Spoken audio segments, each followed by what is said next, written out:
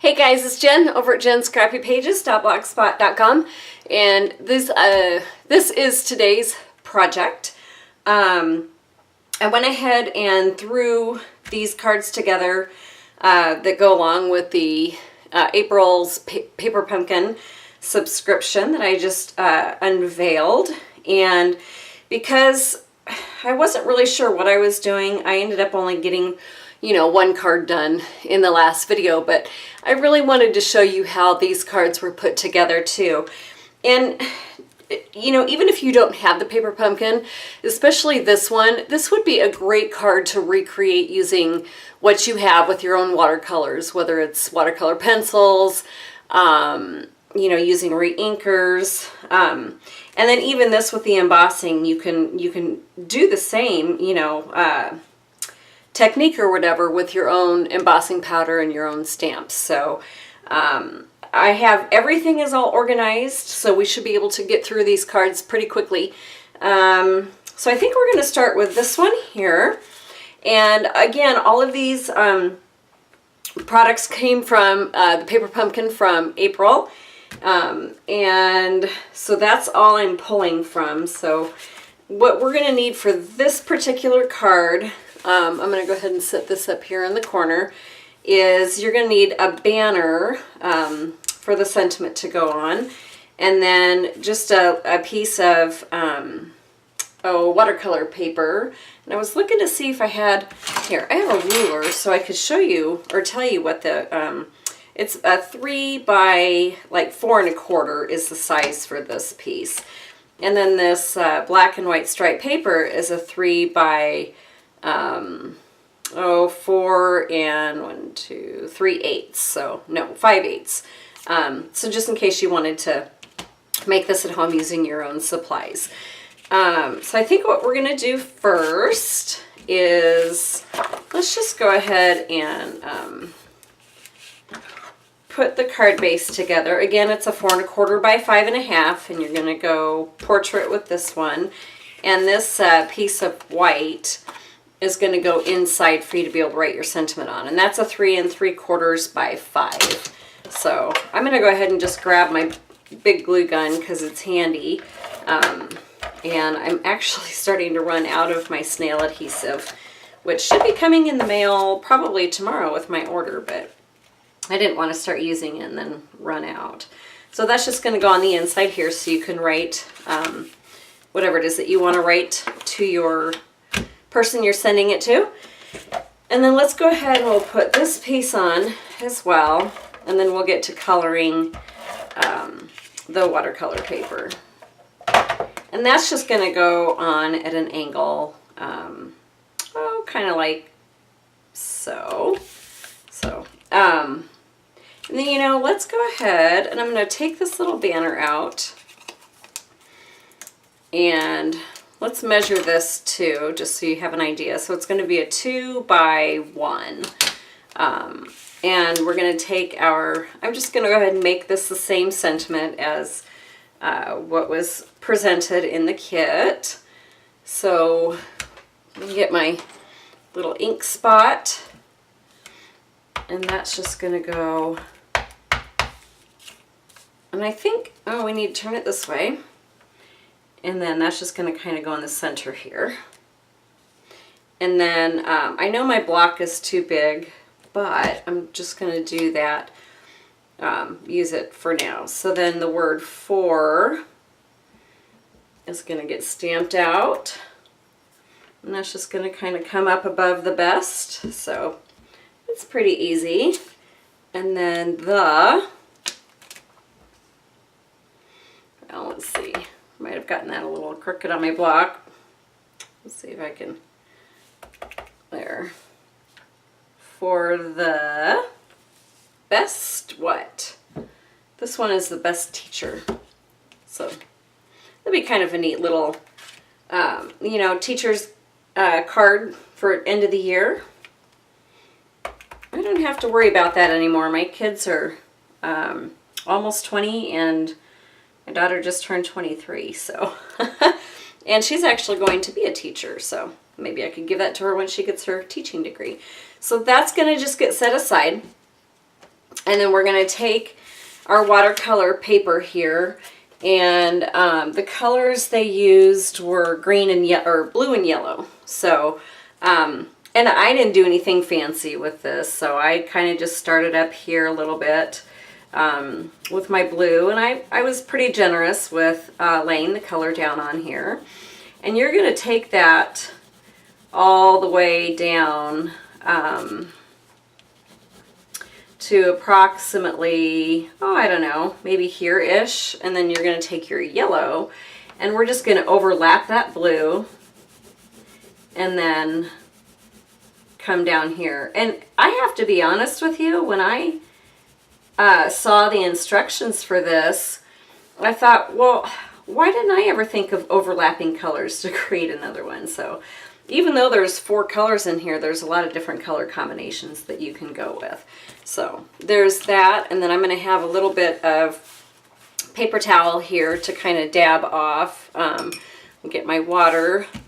And I really like this paintbrush that they used, or that came along with the kit. It's nice to be able to, you know, just get enough water on here to, so we're just going to come down here, and it's going to, like magic, it's going to turn into green, like so. And then I'm going to dab off just a little bit, because I really don't want that green to run too much into the yellow, because we still want that yellow to show up nicely. And then I'm just going to go ahead and kind of start blending in through here. And it's going to look like a hot mess, to be honest with you. But you kind of want that, because you want the blending to be nice in there. So that's it. And then that's going to dry, and I probably should have waited on that, because it might take a minute to get that dry, so I probably should have done that one first, huh? I think what I might do is I might grab my heat gun, and we're going to kind of speed that process up. When I first did this card, I thought, oh no, it's not going to look right, you know, because it's kind of, you know, maybe not as blended as I would have hoped, but you know, when it comes together, it actually looks really pretty, and you cover over quite a bit of it. So I'm going to go ahead and just take my heat dryer, just hurry up the process here. All right, I think that's going to do. And then the other thing that I learned kind of the hard way with this is, in my splotches, I ended up getting some of the excess ink on there, but it's because my paper was warped. So I think this time I'm going to go ahead and I'm going to apply it to my card first, so it's nice and flat. And then I'm going to ink those little splotches on the top. But we need to put our washi tape down first. So before I get that all attached, let's throw this on. And that's just going to kind of come down, I don't know, maybe about an inch from the top of the card. So just like that. I really love this black and white. All right, put a little bit more adhesive on here. And then that's going to kind of come at an angle, going in the opposite direction. So, like that. And now I'm going to take my little ink splotches. I really like this. It kind of just adds that little extra texture dimension to it. So let's just ink this up quick. I'm going to bring this back down here. And the ink splotches don't have to be perfect by any means. So I'm just going to kind of throw some here. And that did it again. I'm not really, I don't know, maybe I'm not fond of how that's, see if I touch down a little bit lighter, if that'll make a difference. I guess we'll kind of throw it maybe like that. That one was better, maybe. I don't know. We're just going to go with it. Where did my little taggy thing go? So then this is just going to go popped up, and they did have dimensionals that go with it. Here they are. So I'm just going to put a few on here.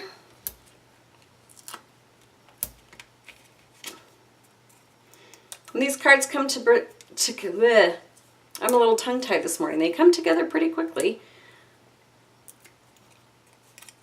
even with the watercoloring. So I think I'm going to throw this up here so it kind of hides some of my splotchiness. So that's it. That's this first card.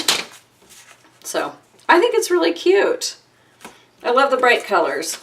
So we're going to set that one aside, and then this one's going to take a little bit more time coloring in here.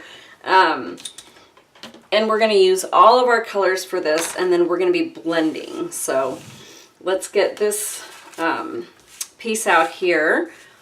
And I know it's probably a little bit easier for you guys to see there, but for some reason the light doesn't catch it as nicely down here for me when I'm looking at this angle. So I'm just going to go ahead and I'm going to color in these areas. And I'm going to start with this kind of dark hot pink. And then as I go, I'll switch the colors, but I think because this part does take so long to color in, I'm going to go ahead and fast forward it as I go.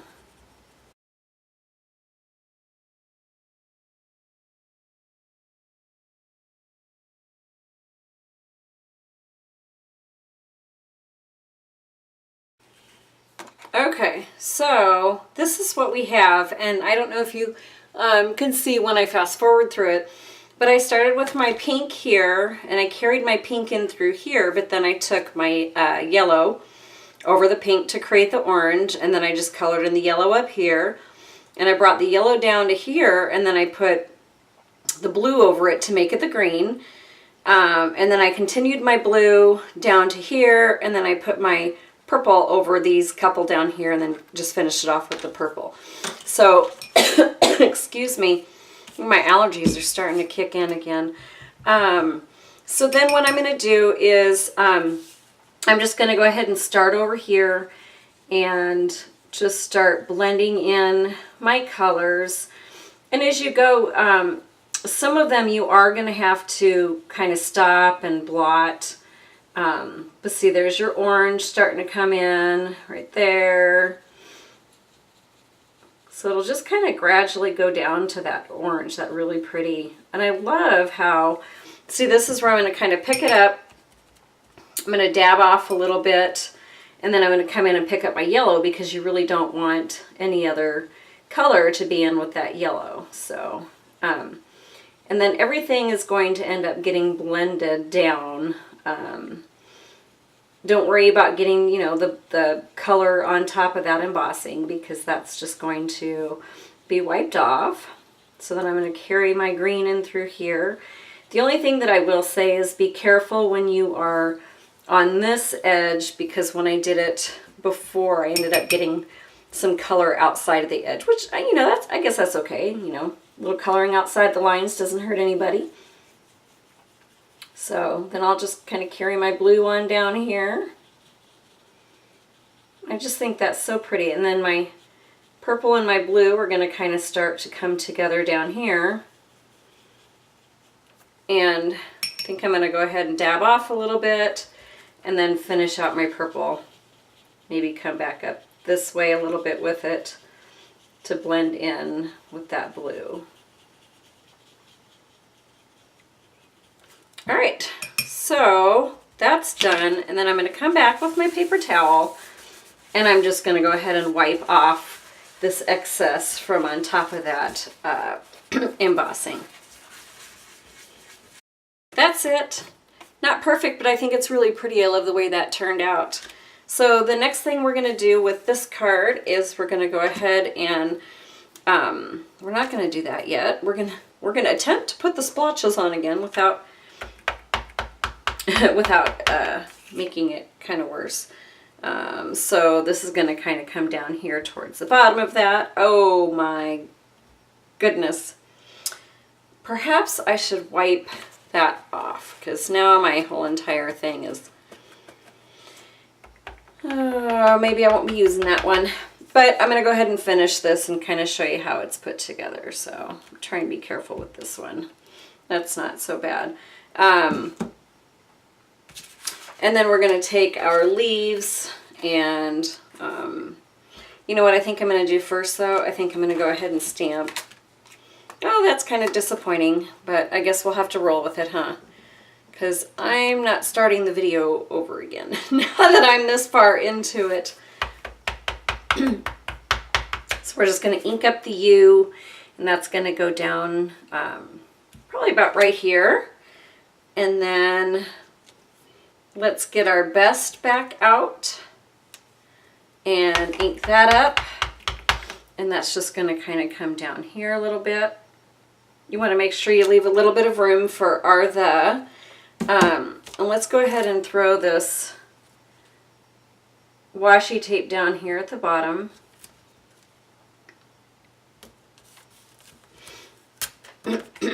Excuse me. Too bad we can't cover up that splotch, huh? And then let's go ahead and get out the R. And I kind of preferred to do these separately as I went, just because I wanted to make sure that I had lined them up so they're at least a little bit separate. So there's your R, and then you are the. So let's get our the back out again. The.